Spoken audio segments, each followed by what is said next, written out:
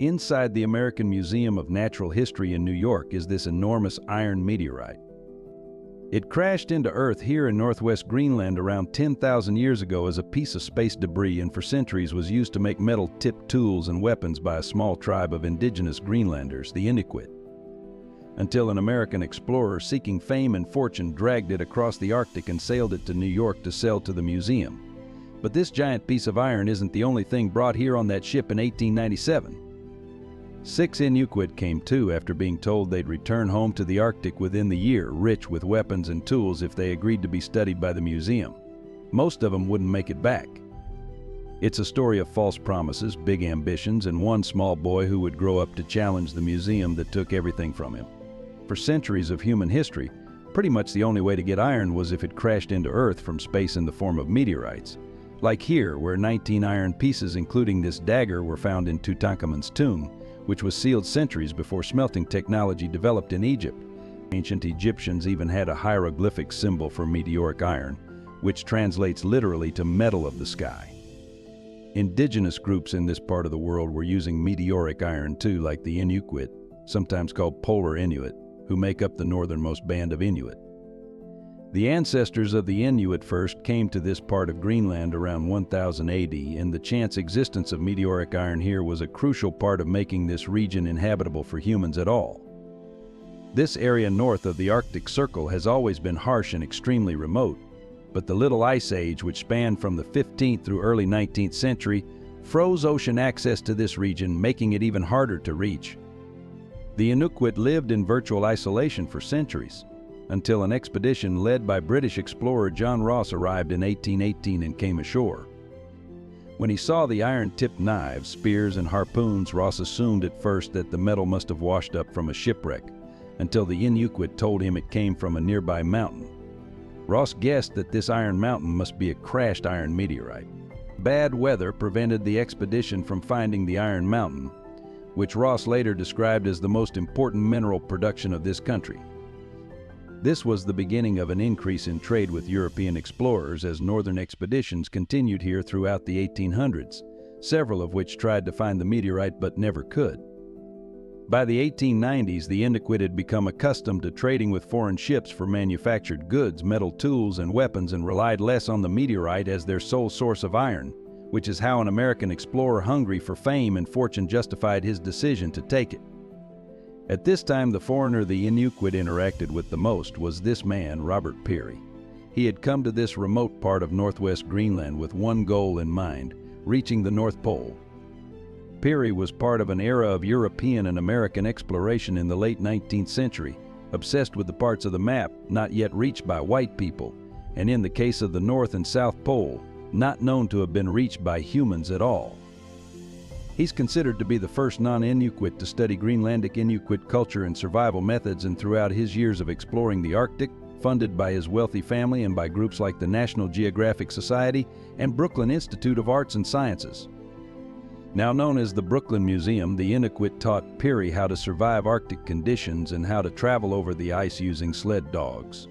They also worked as expert guides, hunters, dog handlers, and laborers during his Arctic expeditions. From a trade perspective, the relationship was beneficial to the Inuit, but it was much more enriching for Peary.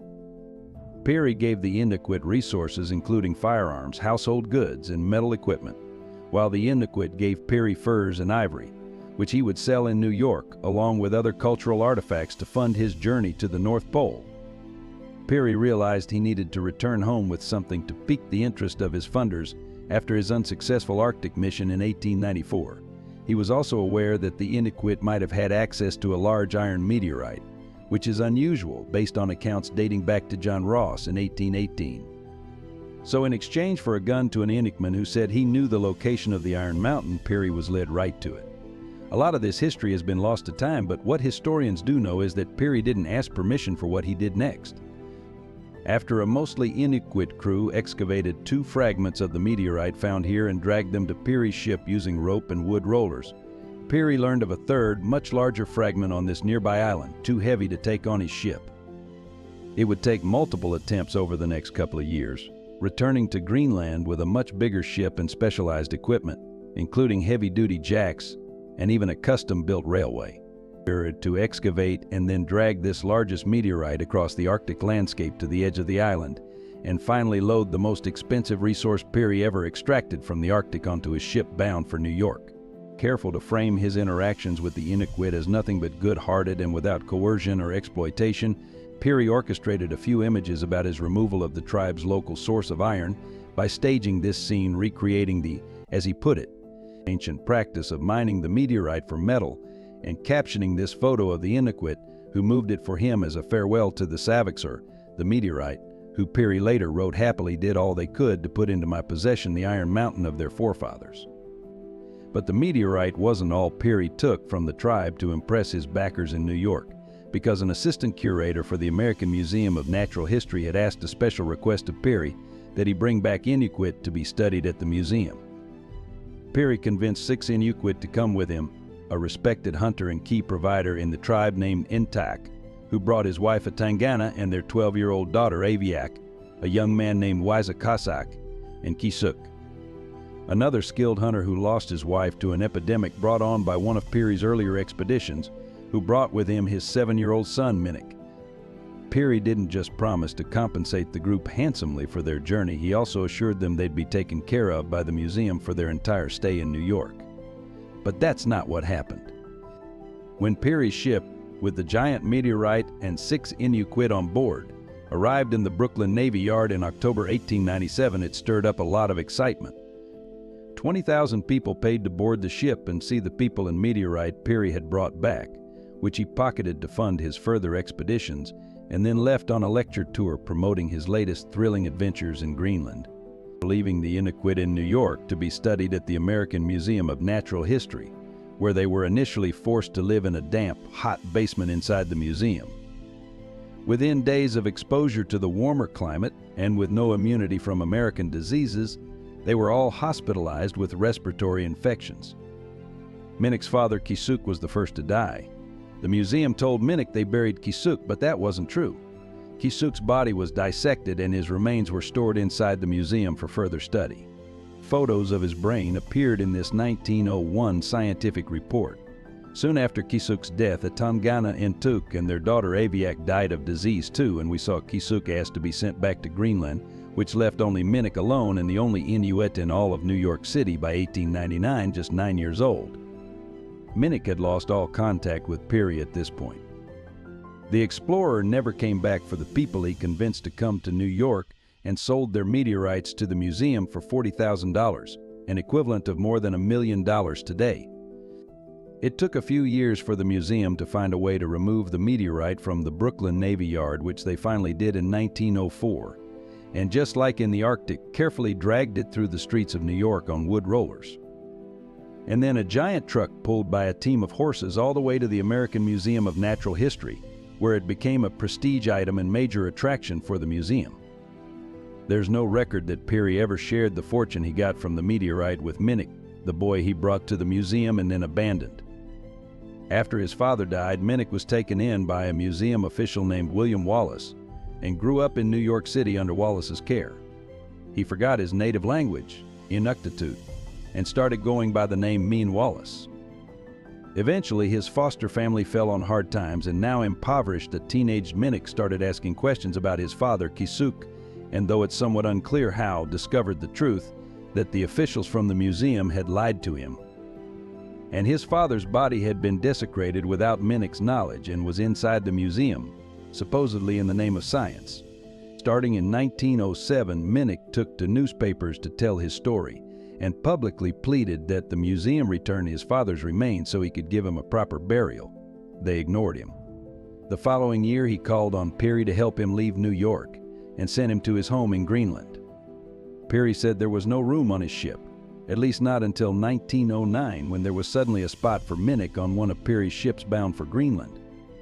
It was right around the time Peary claimed that his recent Arctic expedition was the first to reach the North Pole, and Minik was writing in American newspapers about how Peary treated his people when he was a boy, including taking the meteorite, which Peary put aboard his steamer and took from my poor people. I can never forgive Peary, and I hope to see him to show him the wreck he has caused. A few months before Peary returned to the U.S., From his final Arctic expedition, Minik was on a ship back to Greenland. Before Minik left, he wrote the biggest regret he had about leaving America, that I must return home alone, leaving the body of my father, who was taken from me, a martyr to the cold-blooded scientific study of your people. When Minik got home to Greenland, he needed to relearn his native language and Inughuit customs like hunting, kayaking, and dog handling.